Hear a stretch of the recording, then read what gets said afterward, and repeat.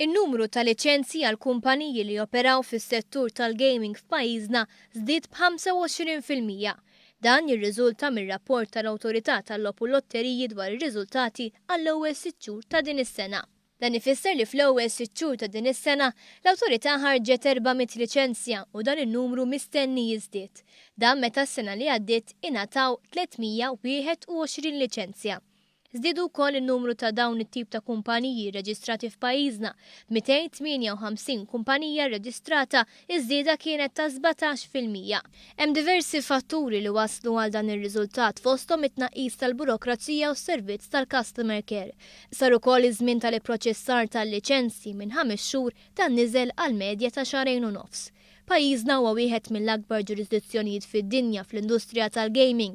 Iżda ċ-Chairman Eżekuttiv tal-Awtorità tal-logħob u l-lotteriji Joseph Kuxkiri jemmen li hemm iktar x'inkiseb. Pajjiżna għandu ħafna iktar potenzjal fejn jista' jikber u l-inizjattivi li din nieħdu fix-xhur li ġejjin ħanibdew naraw naħseb jiena iktar tkabbir ġej minn das-settur. Ovvjament wieħed ma jistax jassumi, ġifieri importanti li aħna nkunu innovattivi u dejjem noħorġu inizjattivi ġodda li pajjiż oħra m'għandhomx.